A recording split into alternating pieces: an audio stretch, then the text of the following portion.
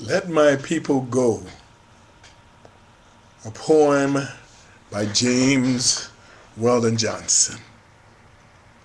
And God called Moses from the burning bush. He called in a still small voice, and he said, Moses, Moses.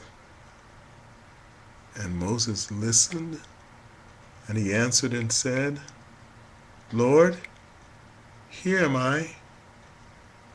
And the voice in the bush said, Moses, draw not nigh, take off your shoes, for you are standing on holy ground. And Moses stopped where he stood, and Moses took off his shoes, and Moses looked at the burning bush, and he heard the voice, but he saw no man. Then God again spoke to Moses, and he spoke in a voice of thunder. I am the Lord God Almighty. I am the God of thy fathers. I am the God of Abraham, of Isaac, and of Jacob. And Moses hid his face. And God said to Moses, I've seen the awful suffering of my people down in Egypt. I've watched their hard oppressors, their overseers and drivers. The groans of my people have filled my ears, and I can't stand it no longer.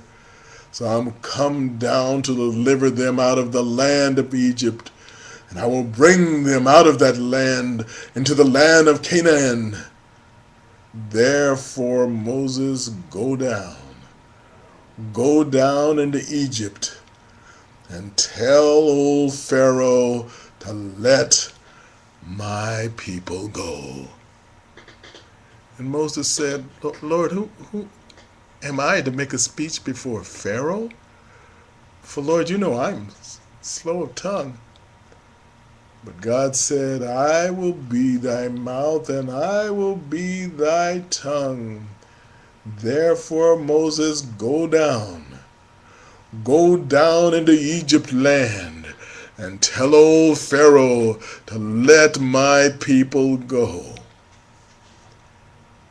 And Moses, with his rod in hand, went down and said to Pharaoh, Thus saith the Lord God of Israel, let my people go.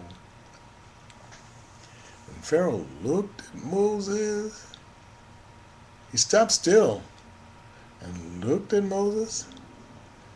And he said to Moses, Who is this Lord? I know all the gods of Egypt, but I know no God of Israel. Go back, Moses, and tell your God, I will not let this people go. Poor old Pharaoh, he knows all the knowledge of Egypt, yet never knew. He never knew the one and the living God. Poor old Pharaoh, he's got all the power of Egypt, and he's going to try to test his strength with the might of the great Jehovah, with the might of the Lord God of hosts, the Lord mighty in battle, and God sitting high up in his heavens laughed at poor old Pharaoh. And Pharaoh called the overseers, and Pharaoh called the drivers, and he said, Put heavier burdens still on the backs of the Hebrew children. Then the people chode with Moses, and they cried out, Look here, Moses, you've been to the Pharaoh, but look and see what Pharaoh's done to us now. Moses was troubled in mind. But God said, Go again, Moses, you and your brother Aaron, and say once more to Pharaoh, Thus saith the Lord God of the Hebrews, let my people go. And Moses and Aaron with their rods in hand worked many signs and wonders. But Pharaoh called for his magic men, and they worked wonders too. So Pharaoh's heart was hardened, and he would not let God's people go. And God rained down plagues on Egypt. Plagues of frogs and lice and locusts, plagues of blood and boils and darkness, and other plagues besides. But every time God moved the plague, old Pharaoh's heart was hardened, and he would not let God's people go. And Moses was troubled in mind. And then the Lord said, listen, Moses, the God of Israel will not be mocked. Just one more witness of my power. I'll give hard-hearted Pharaoh. This very night about midnight I'll pass over Egypt land. In my righteous wrath will I pass over and smite their firstborn dead. And God that night passed over, and a cry went up out of Egypt. And Pharaoh rose in the middle of the night, and he sent in a hurry for Moses, and he said, go forth from among my people, you and all the Hebrew children. Take your goods and take your flocks and get away from the land of Egypt. And right then Moses led them out with all their goods and all their flocks, and God went on before, a guiding pillar of cloud by day and a pillar of fire by night. And they journeyed on in the wilderness and came down to the Red Sea. In the morning, they missed the Hebrew children. 400 years, they'd held them down in Egypt land, held them under the driver's lash, working without money and without price. And it might have been Pharaoh's wife that said, Pharaoh, look what you've done. You let those Hebrew children go, and who's going to serve us now? Who's going to make our bricks and mortar? Who's going to plant and plow our corn? Who's going to get up in the chill of the morning?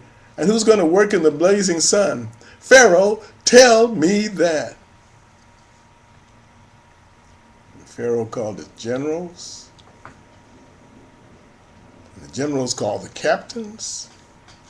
The captains called the soldiers, and they hitched up all the chariots, 600 chosen chariots of war, and 2,400 horses.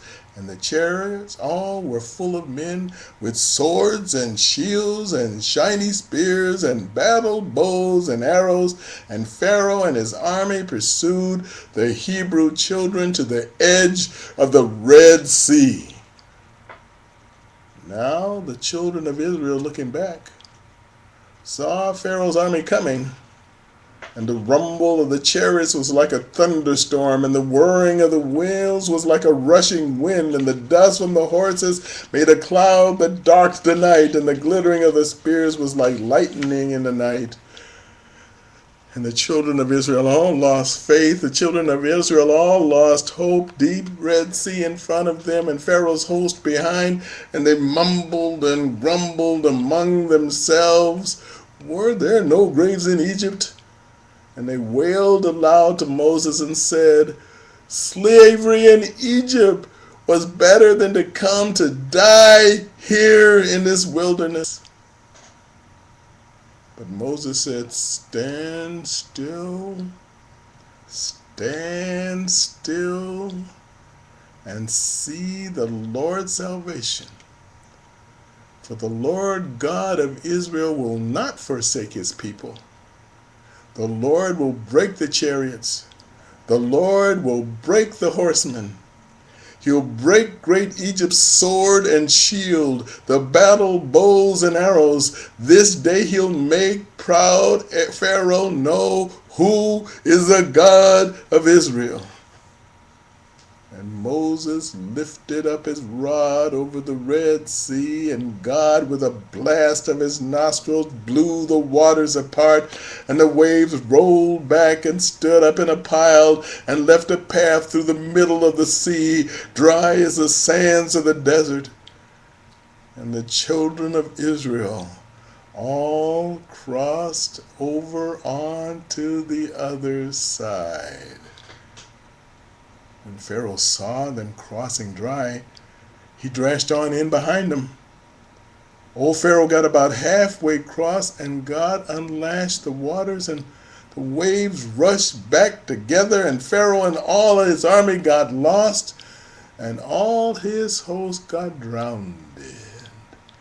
And Moses sang, and Miriam danced, and the people shouted for joy, and God led the Hebrew children on till they reached the promised land.